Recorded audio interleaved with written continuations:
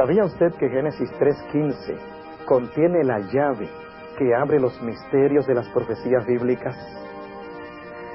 Escuchemos a continuación al pastor Esteban Bor en la presentación del tema titulado La llave secreta de las profecías.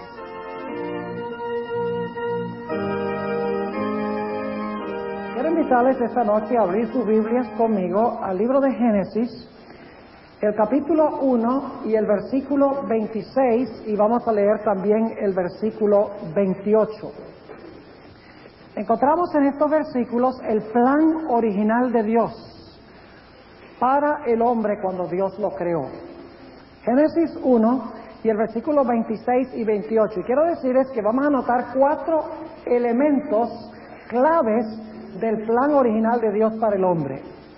Dice allí en Génesis 1:26, y dijo Dios, hagamos al hombre a nuestra imagen, conforme a nuestra semejanza, y señoree. Ahora quiero parar un momentico allí porque ese es el primer elemento. Dice señoree. Ahora yo pregunto, ¿qué significa la palabra señorear? Significa gobernar, reinar. Es lo que hace un rey, ¿verdad? Es decir, que cuando Dios creó al hombre originalmente, lo colocó en este planeta como rey o como gobernante. Este es el primer elemento del plan original de Dios. Ahora volvamos otra vez al versículo 26. Dice, y dijo Dios, hagamos al hombre a nuestra imagen, conforme a nuestra semejanza, y señoree, ¿dónde? En los peces de la mar, y en las aves de los cielos, y en las bestias, y en toda la tierra, y en todo animal que anda arrastrando sobre la tierra. Es decir, que el lugar de gobierno del hombre, el territorio sobre el cual debía gobernar el hombre como rey, era el planeta Tierra. No solamente la tierra, sino los cielos a donde vuelan las aves, las aguas a donde nadan los peces. Es decir, que el hombre debía ser rey sobre el territorio del planeta Tierra. Ese es el segundo elemento. Primer elemento, el hombre fue colocado como rey. El segundo elemento, fue colocado como rey del planeta. Ese era su territorio. Ahora vamos al versículo 28. Y los bendijo Dios. Ahora note, tercer elemento, los bendijo Dios. Y luego dice, en el versículo 28 nuevamente, y los bendijo Dios y díjoles, Dios, fructificad y multiplicad y henchid la tierra. Cuarto elemento, Dios mandó al hombre a multiplicarse a través de la procreación y a fructificar y a llenar la tierra. Es decir, el plan original de Dios para el hombre era que el hombre fuera rey, que gobernara sobre el planeta Tierra, que era su territorio. Dios pronunció sobre el hombre y sobre la creación una bendición, y Dios mandó al hombre que se multiplicara, que fructificara y que llenara la tierra de habitantes. Pero la Biblia nos dice que para que este plan se pudiera cumplir, era necesario que el hombre obedeciera a Dios. Vamos a notar lo que dice Génesis, el capítulo 2, y empezando en el versículo 15. Génesis 2, y vamos a leer del versículo 15 al 17. Dice, tomó pues Jehová Dios al hombre, y le puso en el huerto de Edén, para que lo labrara y lo guardase. Y mandó Jehová Dios al hombre diciendo, de todo árbol del huerto comerás, mas del árbol de la ciencia del bien y del mal no comerás de él, porque el día que de él comieres, morirás. Ahora quiero que noten que Dios le dio al hombre un mandamiento. Y le digo al hombre, para que mi plan se pueda cumplir contigo, para que tú puedas ser rey, para que el planeta sea gobernado por ti, para que tú puedas disfrutar de la bendición, Para que tú puedas reproducir una raza a imagen de Dios, es necesario que tú obedezcas este mandato mío de no comer del árbol. Ahora, dicho sea de paso, en este mandamiento se encontraban todos los 10 mandamientos. Porque los 10 mandamientos no comenzaron en el monte Sinaí con Moisés.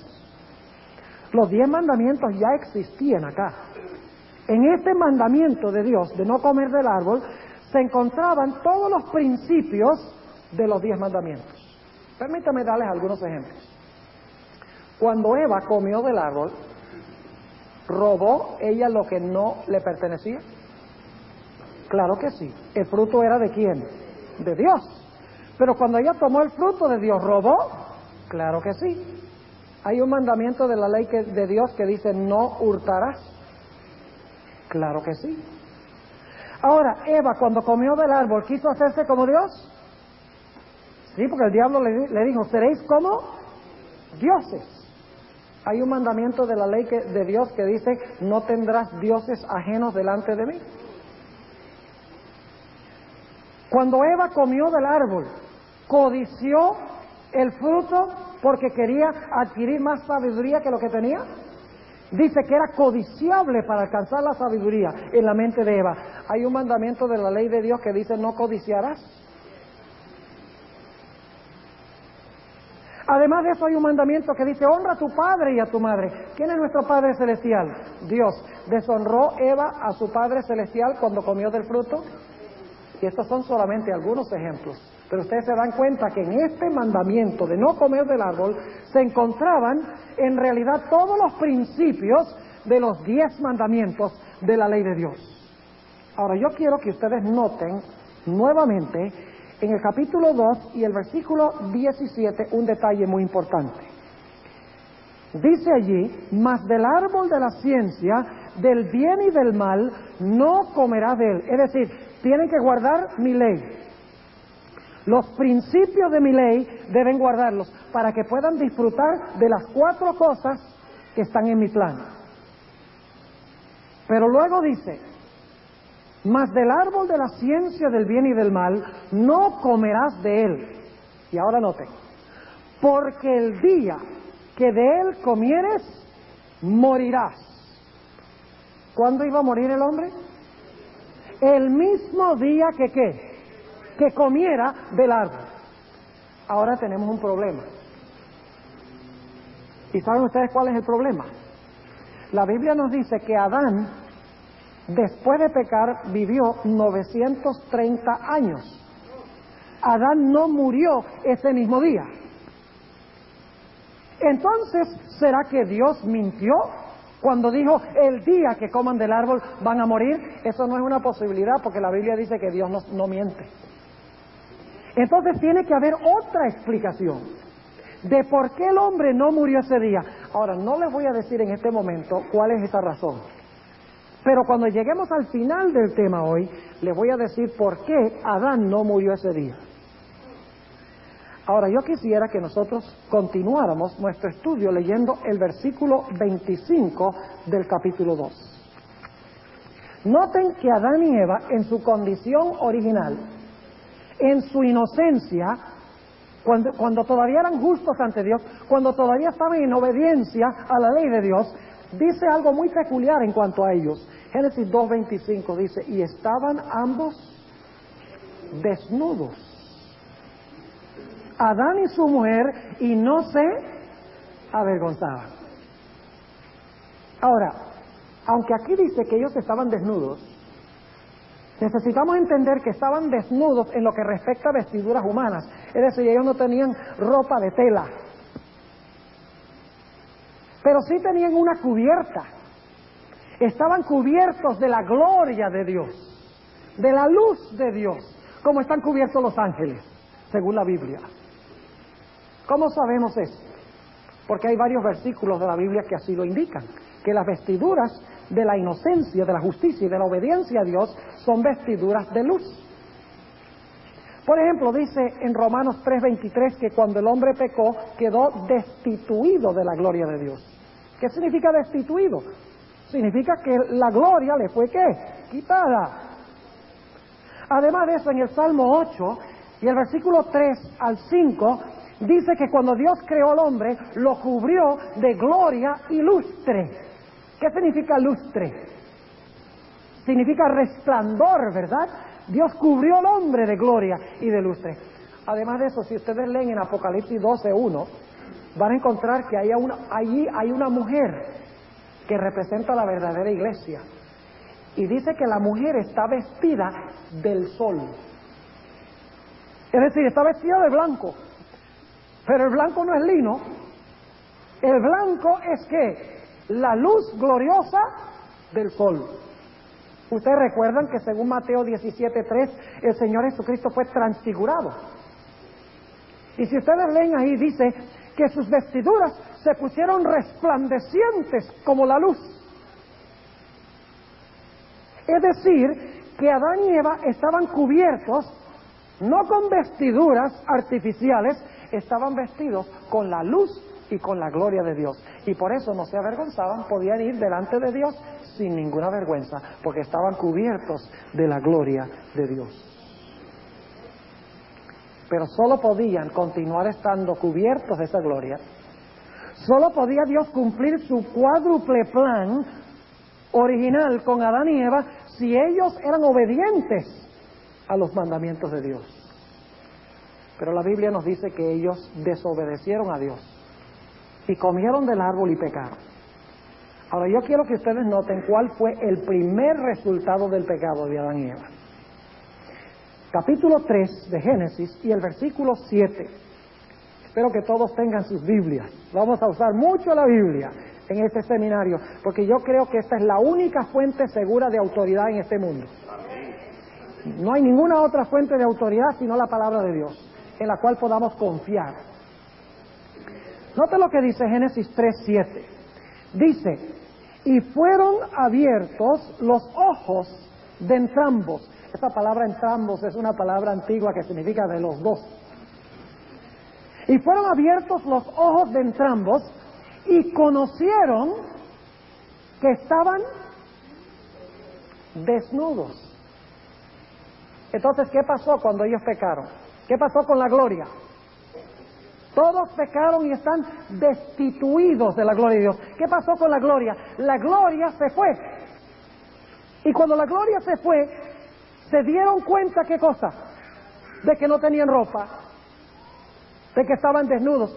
Dicho sea de paso, no era solamente desnudez de su cuerpo, era desnudez de su alma. Porque habían pecado.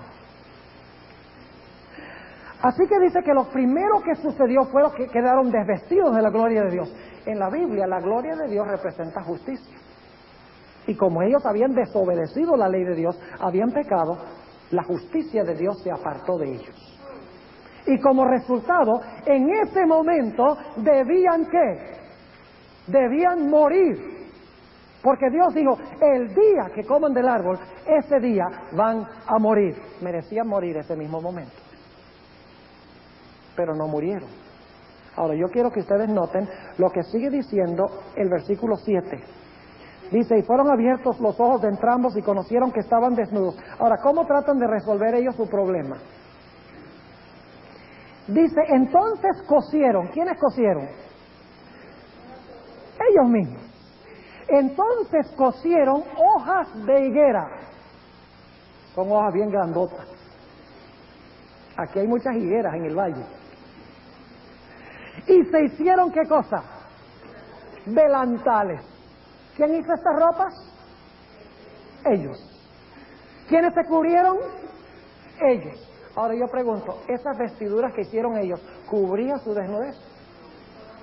No. ¿Y saben cómo fue que no cubrió la desnudez? Sencillamente porque en el siguiente versículo se están escondiendo.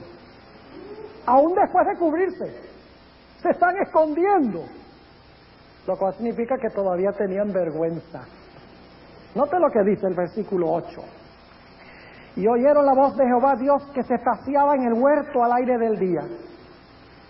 Y escondióse el hombre y su mujer de la presencia de Jehová Dios entre los árboles del huerto. Y llamó Jehová Dios al hombre y le dijo, ¿dónde estás tú? Dios no sabía dónde estaban. ¿Ustedes creen que Dios sabía dónde estaban? Entonces, ¿para qué les pregunta? Escuchen bien lo que voy a decir. Dios tiene un modo de operar en la Sagrada Escritura. El modo de operar de Dios es que cada individuo es inocente hasta que se compruebe culpable. Y Dios nunca pronuncia sentencia, ni ejecuta la sentencia, hasta que haya hecho una investigación de los hechos para estar seguro de que ese individuo merece la sentencia que ha sido pronunciada. Es decir, Dios siempre investiga el caso primero.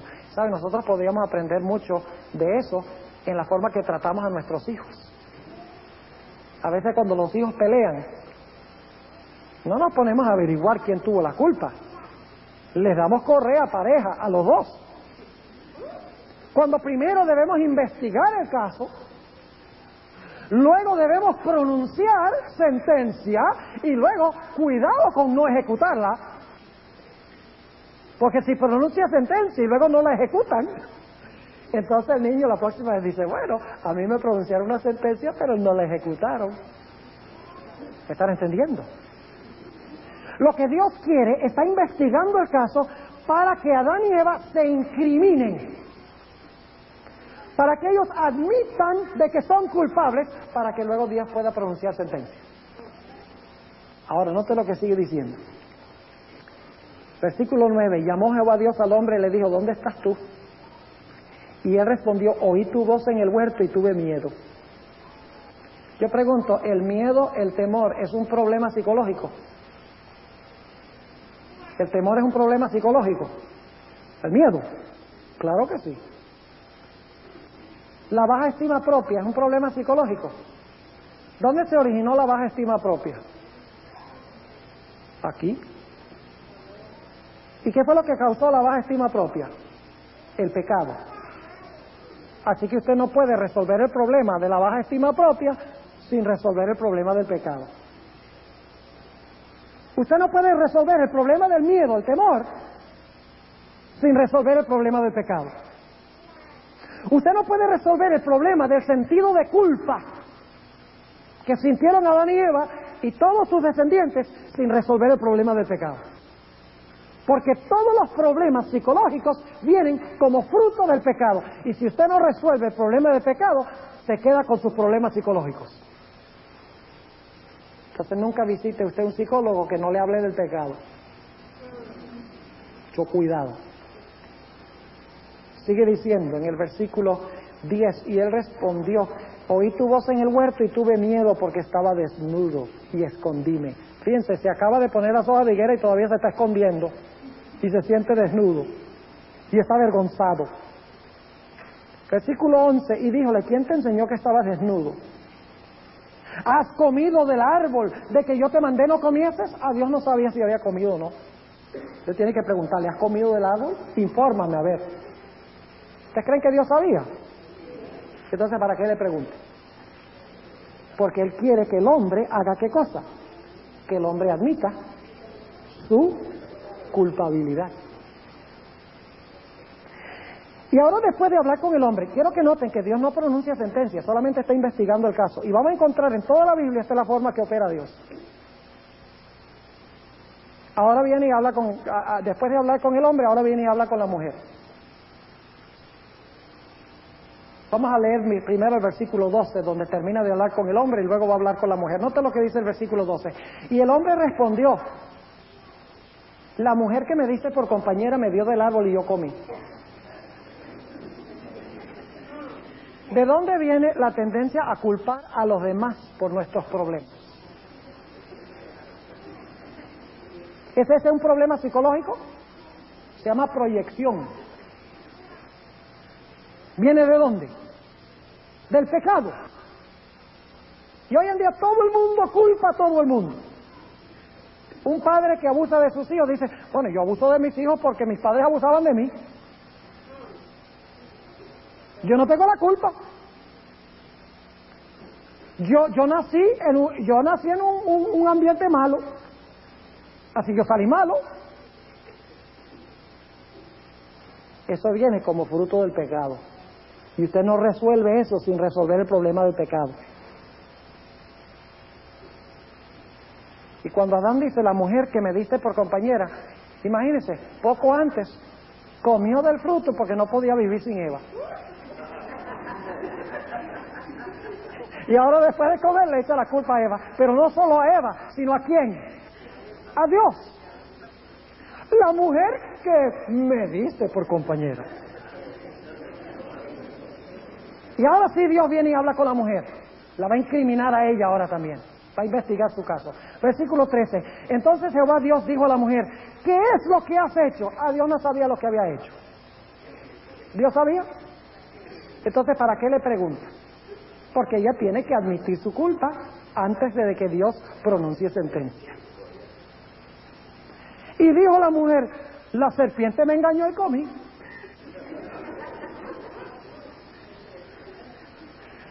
¿A quién le está echando la culpa a la mujer? A Dios. Porque el versículo 1 dice que la serpiente fue creada por Dios. Lo que está insinuando Eva le está diciendo a Dios, si tú no hubieras hecho la serpiente no me tienta y yo no peco. Fíjense cómo es el pecado.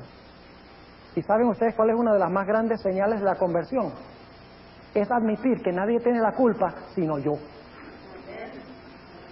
Y decir, Señor, no vengo a ti con excusas, no vengo a ti para disculparme, porque no hay disculpa, no hay excusa por el pecado. Yo tengo la culpa. Esa es señal de verdadera conversión. Ahora, Dios acaba de hablar con el hombre y la mujer, pero noten que todavía no les ha dicho cuál va a ser el castigo.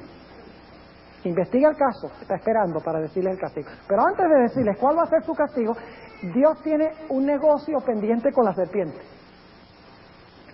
Noten, habla con el hombre, luego habla con la mujer y ahora va a hablar con la serpiente. Y déjenme decirles que la serpiente aquí no es solo un animal. Dios no está hablando primordialmente con la serpiente como animal. Está hablando a Satanás, quien usó la serpiente para tentar a la mujer. Más adelante vamos a hablar de la tentación de Eva y ustedes necesitan asistir todas las noches a esto. Aquí vamos a hablar de cosas que son asuntos de vida y muerte, hermanos y amigos. Les aseguro que estamos viviendo en los últimos momentos de la historia del mundo. Y lo que vamos a estudiar aquí es un asunto de vital importancia. Así que si es necesario trasnochar un poquito, pues trasnochemos. Qué mejor trasnochar ahora y estar preparados para cuando venga Cristo. Ya en el reino podremos dormir.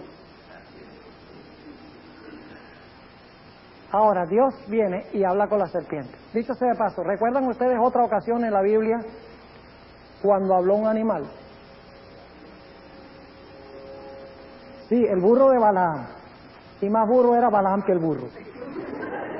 ¿Ustedes recuerdan la experiencia, verdad? Dios le dijo, él iba a maldecir a Israel, Dios le dijo, lo vas a bendecir. Y estaba andando sobre su burrito y llegaron allí entre dos paredes de piedra y el burro tenía que pasar entre las dos paredes de piedra y el burro se paró y no quería caminar y le dice Balaam al burro, camina burro, y el burro no se mueve y empieza a pegarle al burro y el burro nada que se mueve y le pega más duro y de repente el burro voltea y le dice, ¿para qué me pegas? ¿Qué harían ustedes si les hablara un animal? Yo saldría corriendo, pero estaba Balaam tan enojado que le habló al burro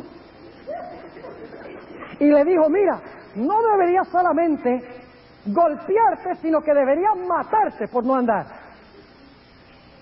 Y luego dice la Biblia que le fueron abiertos los ojos a Balaam y vio delante del burro al ángel de Jehová. El que estaba hablando no era el burro, era un ángel.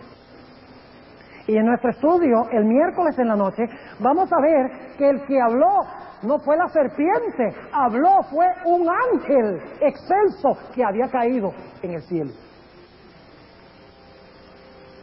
Así que viene y habla con la serpiente. Yo quiero que ustedes noten lo que dice Génesis 3:15. Este es el versículo más importante de la Biblia, a mi parecer. Aquí está hablando Dios a la serpiente. Fíjense que a la serpiente Dios no le pregunta, ¿qué es lo que has hecho? No hay nada que investigar. De una vez le dice, esta va a ser tu sentencia. Eso es muy importante. Lo vamos a estudiar el miércoles en la noche, porque es que a la serpiente no se pone a investigar nada. Porque la serpiente ya tuvo su investigación antes. Dice aquí 4 elementos claves en Génesis 3:15. Y enemistad pondré. Dios está hablando a Satanás bajo el símbolo de la serpiente. Dice, enemistad pondré. Primer elemento, enemistad. Entre ti, es decir, entre la serpiente y la mujer. Y entre tu simiente, es decir, la simiente de la serpiente, los descendientes de la serpiente, de Satanás, y la simiente suya, la simiente de la mujer. Ahora, quiero que noten lo que este versículo, visualícenlo en su mente. Va a haber enemistad o guerra entre la serpiente en un lado y la mujer en otro lado. Son 2 lados, la serpiente y la mujer. Y los descendientes o la simiente de la serpiente, de Satanás, los seguidores de Satanás, y la simiente de la mujer. Pero ¿saben algo interesante? En este versículo la guerra no es primordialmente entre la serpiente y la mujer, y la simiente de la serpiente y la simiente de la mujer. Esa no es la verdadera guerra. Aunque hay guerra, no es la verdadera guerra. La guerra es entre la simiente de la mujer y la serpiente. Y ustedes dicen, ¿cómo sabemos eso? Noten lo que dice Génesis 3 y el versículo 15 nuevamente. Dice, y enemistad pondré entre ti y la mujer. Noten los elementos. Enemistad, una serpiente, una mujer, y vamos a ver que hay 2 simientes. Enemistad pondré entre ti y la mujer, y entre tu simiente y la simiente suya. Y luego dice, esta, es decir, la simiente de la mujer, te herirá en la ¿qué? En la cabeza. Y tú le herirás, ¿dónde? En el calcañar. Ahora noten qué interesante este versículo. Aunque la guerra es entre la serpiente y la mujer, y los descendientes o los seguidores de la serpiente y la simiente de la mujer, en realidad la guerra es entre la simiente de la mujer y Satanás, porque dice, esta simiente te aplastará la cabeza, a ti, la serpiente, y tú le vas a herir a la simiente de la mujer, ¿dónde? En el calcañar. ¿Sabe lo que es el calcañar? Es el talón, el talón. Eso es el calcañar. Ahora, ¿qué es lo que está diciendo Dios aquí? Bueno, necesitamos recordar el plan que Dios tuvo originalmente con el hombre. Dios había dicho que su plan era que el hombre fuera rey. Dios le dio el planeta Tierra como su territorio, como su heredad. Dios había dicho que no había sino bendición para el hombre y para el planeta. Dios había dicho que se multiplicara y fructificara en seres a imagen de Dios. Pero cuando Adán y Eva pecaron, perdieron todo eso. Ahora el rey del planeta Tierra llegó a ser ¿quién? Satanás. Por esa razón el Señor Jesucristo llamó a Satanás el príncipe de este mundo. Por esa razón en el libro de Job, cuando Dios convoca una reunión celestial y llama a todos los representantes de los planetas de los mundos, lo interesante es que representando al planeta Tierra se aparece allá Satanás. Y Dios le dice, bueno, ¿de dónde vienes tú? Dice, bueno, de rodear la Tierra y de andar por ella. Es decir, vengo de supervisar mi planeta, mi territorio. ¿Quién debería haber estado en esa reunión? Adán. Y en el monte de la tentación, ustedes recuerdan que Satanás le mostró a Jesús todos los reinos del mundo. Le digo, todos estos reinos y su gloria te lo daré, porque a mí me ha sido entregado. ¿Quién se lo entregó? Adán. Así que cuando Adán y Eva pecaron, perdieron dominio, perdieron el reinado. En segundo lugar, el planeta Tierra ahora llegó a ser robado ¿por quién? Por Satanás. Satanás lo tomó como su territorio. En lugar de la bendición que entró, la maldición 3 veces. En Génesis 3 y 4, después del pecado, aparece la palabra maldición. Maldita será la serpiente, maldita será la tierra por amor de ti. Dice Dios, maldito será Caín. Es decir, en lugar de la bendición viene la maldición. Y en vez del hombre multiplicarse en una raza a imagen de Dios, dice en Génesis 6 que la raza humana se volvió tan mala cuando empezó a multiplicarse que fue necesario para Dios destruir el mundo por un diluvio. Es decir, todo lo que Dios tenía planeado para el hombre, Satanás se lo robó al hombre. Pero Dios le está diciendo a Satanás, mira Satanás, yo voy a mandar al mundo una simiente. Y esa simiente te va a hacer la guerra. Y esa simiente te va a quitar a ti todo lo que tú le quitaste al hombre y se lo va a devolver al hombre. Déjeme ilustrar lo que quiero decir. No es que el diablo realmente tenía derecho al planeta Tierra, ni era en verdad el legítimo rey, porque el legítimo rey es Dios. Ustedes recuerdan la guerra del Golfo Pérsico, ¿verdad? Cuando Saddam Hussein invadió desde Irak al país de Kuwait. Yo pregunto, ¿tenía Saddam Hussein derecho a tomar el territorio de Kuwait como si fuera suyo? ¿Tenía derecho de ser rey sobre ese territorio? No. ¿Pero llegó a gobernarlo por lo menos por un tiempo? Sí, pero porque lo usurpó. Lo robó, no le pertenecía, pero igual gobernaba sobre él. ¿Qué fue necesario? Que vinieran los países aliados, ¿para qué? Para quitárselo a él y devolvérselo a quien le pertenecía originalmente. De la misma manera, este mundo pertenecía a Adán y a sus descendientes. Pero cuando Adán pecó, Satanás tomó el gobierno y tomó el mundo, se lo robó al hombre. Por eso llegó a ser necesario que viniera Cristo Jesús para arrebatárselo a Satanás, para devolvérselo al final del tiempo nuevamente a quien le pertenecía originalmente. Gloria a Dios. Así que Dios le está diciendo, yo voy a mandar una simiente al mundo. Y esta simiente te va a hacer la guerra. Y en el proceso de la guerra, esta simiente te va a aplastar la cabeza. Y tú le vas a herir el calcañar. Ahora miremos esa expresión un poco más detenidamente. Esta simiente de la mujer, ¿qué creen ustedes? ¿Es una sola persona o son muchas personas? A mí me da la impresión de que es una. ¿Y saben por qué? No solo me da la impresión, sino que lo sé. Porque ahí dice claramente, en Génesis 3:15, dice, esta te herirá en la cabeza y tú le, ¿qué es le?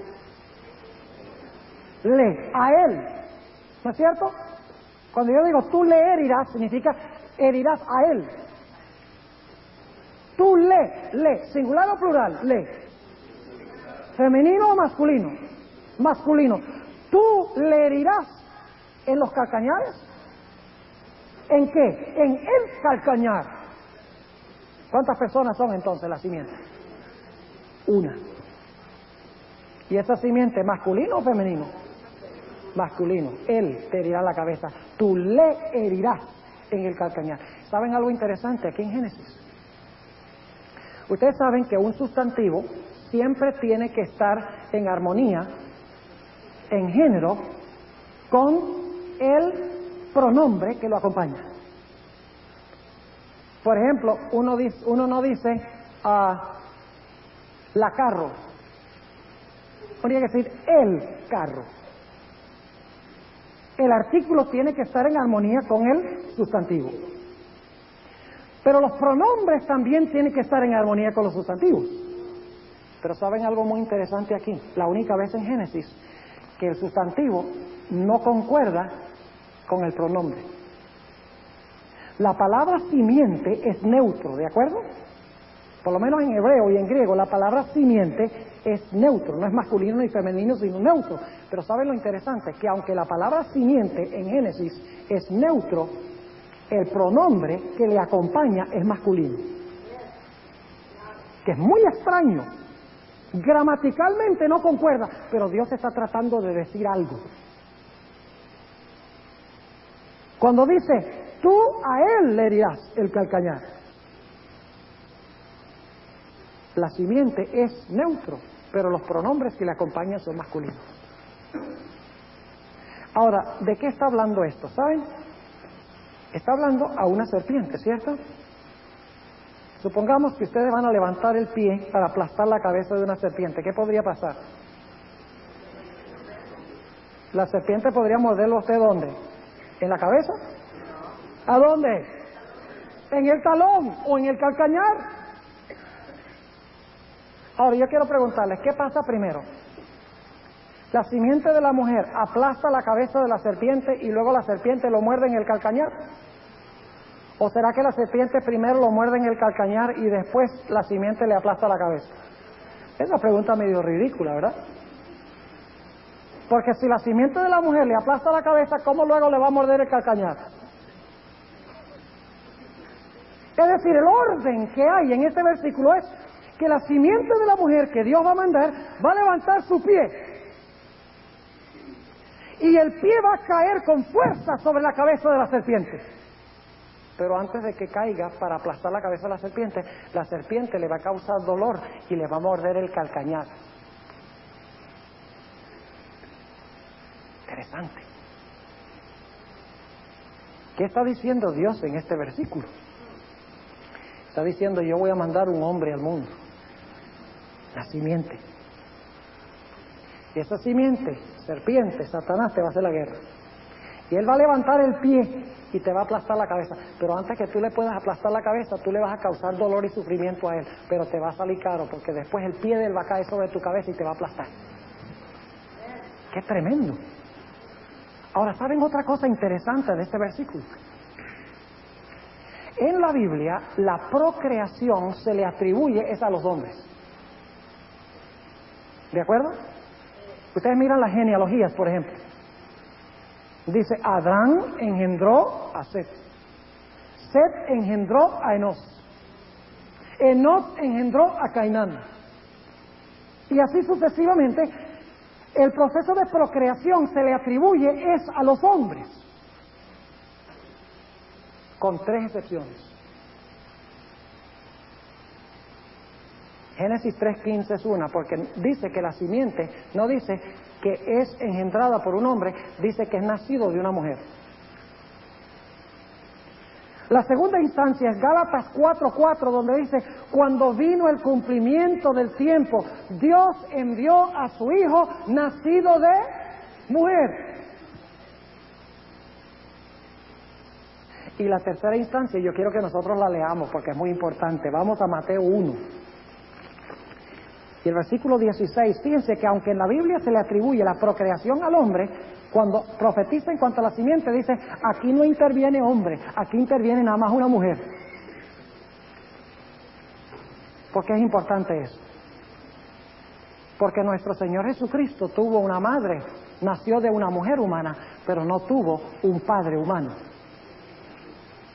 Tenemos en Génesis 3:15 la primera referencia a la encarnación de Cristo, donde iban a nacer de una mujer sin la intervención de un hombre. Todos los demás seres humanos son engendrados por hombres, pero Jesús es engendrado por Dios y concebido por una mujer. ¡Qué tremenda profecía! Esta profecía fue escrita 1500 años antes que naciera Jesús. Y hay muchos que no creen que la Biblia es inspirada por Dios. Nota lo que dice Mateo el capítulo 1 y el versículo 16. Después de hablar de la genealogía de Cristo, empezando con David, según el versículo 1, da todos los hombres que engendraron y engendraron todos estos hombres, pero cuando llega el nacimiento de Jesús, dice en el versículo 16, y Jacob engendró a José, marido de María. Interesante. Engendró a José, Jacob engendró a José, marido de María, de la cual nació Jesús. ¿Perdón?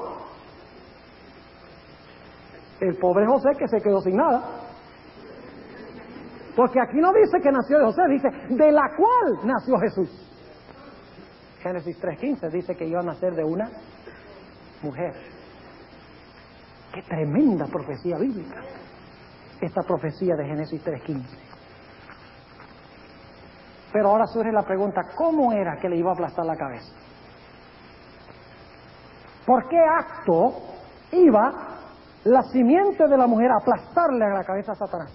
Bueno, debe ser un acto a donde la serpiente le va a causar sufrimiento y dolor a la simiente de la mujer, porque lo va a morder. Y un evento que después de causarle sufrimiento y dolor, el pie le va a caer en la cabeza. ¿Qué evento está describiendo? Los sufrimientos de Jesús en la cruz. Pero cuando Jesús dice en la cruz, consumado es, a Satanás se le golpeó la cabeza, porque Cristo había vencido. Ahora yo quiero que ustedes noten que ahí en Génesis ya está esto. Cuando Dios pronuncia sentencia contra Adán y Eva, porque yo quiero que noten el proceso, ya hemos repasado. Primero habla ¿con quién? Con el hombre. ¿Qué has hecho? Luego habla con la mujer. ¿Qué dice? Bueno, comimos. Ok, está bien. Luego no le pregunta nada a la serpiente. Dice, este va a ser tu castigo. Te voy a mandar la simiente de la mujer que te va a quitar todo lo que tú le quitaste al hombre y se lo va a devolver nuevamente al hombre. Y entonces luego regresa otra vez a hablar a la mujer y al hombre. Y les dice, ahora, como ustedes comieron, este va a ser su sentencia. ¿Y saben qué está incluido en su sentencia? Desnudez. Ya hemos visto eso. En segundo lugar, cardos y espinas. Te producirá la tierra, cardos y espinas. Con el sudor de tu frente comerás el qué? Comerás el pan. Y luego habla de la maldición de la tierra. Y luego le dice, polvo eres y el polvo serás tornado. Noten los 5 castigos: desnudez, cardos y espinas, sudor, maldición y muerte. ¿Saben qué interesante es? Que esos fueron los mismos sufrimientos que afrontó Jesús. Sí, el Señor Jesucristo colgó desnudo entre el cielo y la tierra, en la cruz. Yo sé que cuando ustedes ven las obras de arte pareciera que tuviera algo que lo tapara. Pero la Biblia dice que le quitaron las ropas y echaron suertes. Jesús colgó en la cruz desnudo. El Rey del cielo y la tierra colgó allí desnudo. Pero ese era el castigo que le tocaba ver al hombre. Dice en Gálatas 3:13 que Jesús tomó sobre sí la maldición. Maldito todo aquel que colgare en un madero. La maldición que le correspondía al hombre lo sufre Jesús. Jesús fue coronado con una corona de espinas. Las mismas espinas que vinieron como fruto del pecado. Jesús sudó, sudor, gotas de sangre. Jesús murió. Es decir, los castigos que le tocaban al hombre los sufrió Jesús. Ahora vamos al versículo 21. Glorioso versículo este. Y Jehová Dios hizo al hombre. ¿Quién hizo? Jehová Dios hizo al hombre. Y a su mujer, ¿qué cosa? Túnicas. Es decir, vestiduras ¿de qué? De pieles. Y vistiólos. Ahora déjenme preguntarles, ¿qué tiene que suceder para ustedes conseguir la piel de un animal?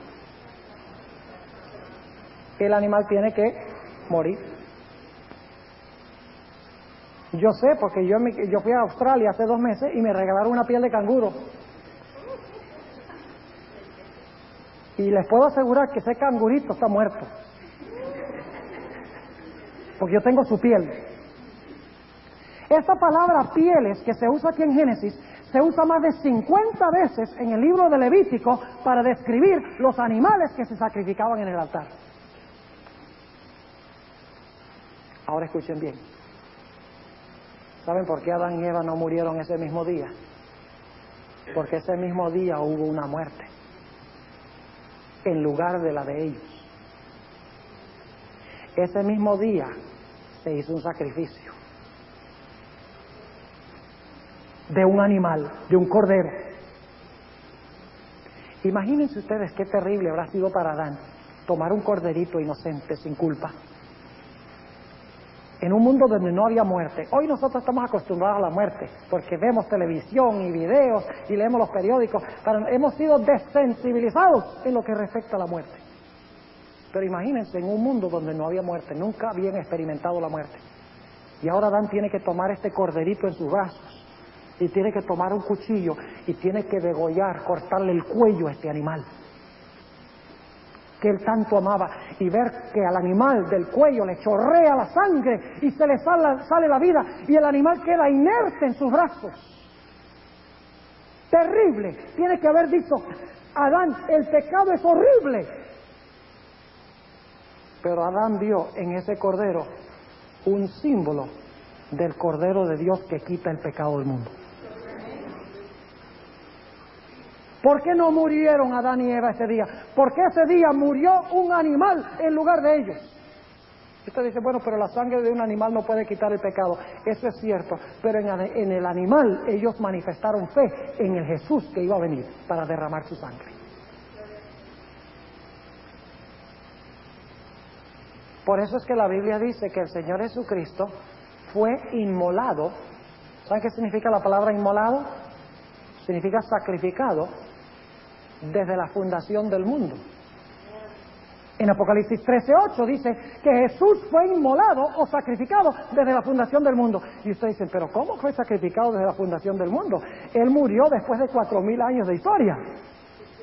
La sencilla razón por la cual la Biblia dice que Él murió desde la fundación del mundo es porque el mismo día que pecaron Adán y Eva, cuando Dios debía ejecutar la sentencia de muerte contra ellos, porque había dicho, el día que comas del árbol vas a morir, Jesús se presentó delante de Adán y Eva y le dijo a su padre, Padre, no morirán ellos, moriré yo. Gloria a Dios. En promesa fue inmolado desde la fundación del mundo. Y saben que solo Jesús podía hacer eso, porque solo Jesús creó a todos. ¿Ustedes creen que Jesús los creó a ustedes? Siempre que hago esa pregunta, algunos me dicen, no, a mí me hizo fue mi mamá. Está bien. ¿Y su mamá quién la hizo? Pues la mamá de ella. ¿Y la mamá de ella quién la hizo? Y van hacia atrás, ¿y hasta dónde llegan? Hasta Adán y Eva. ¿Y quién hizo a Adán y Eva?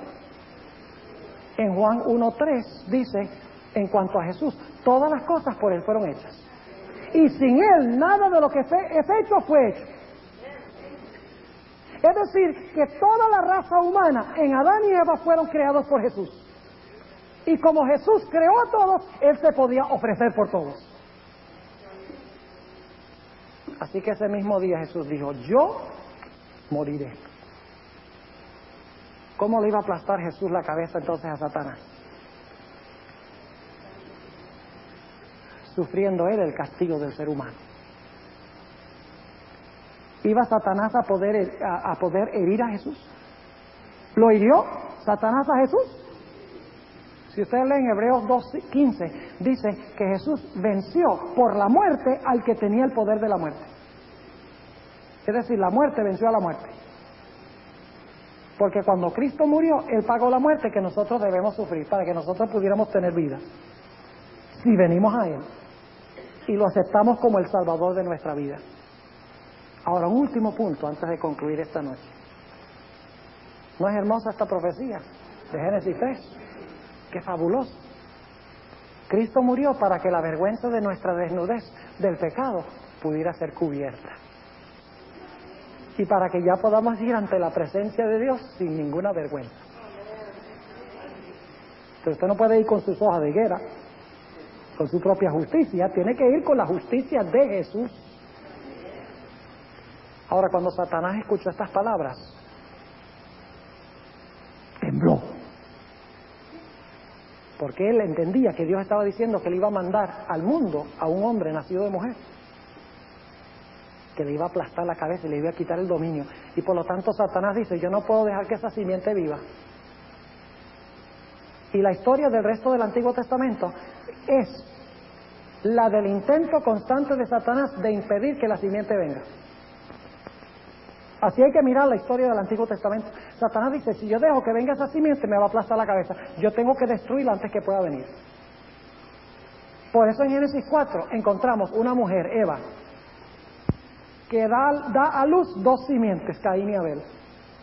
Estas 2 simientes son enemigos. ¿Recuerdan Génesis 3:15?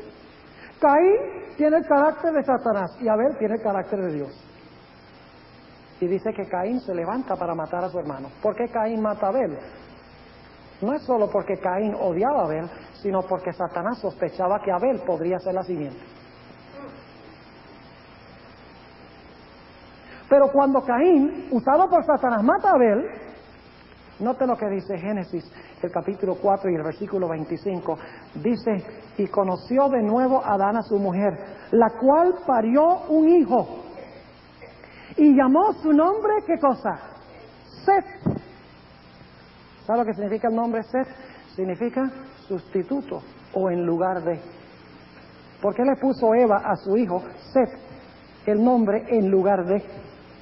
Ella lo explica, dice, porque Dios, dijo ella, me ha sustituido otra simiente en lugar de Abel, a quien mató Caín.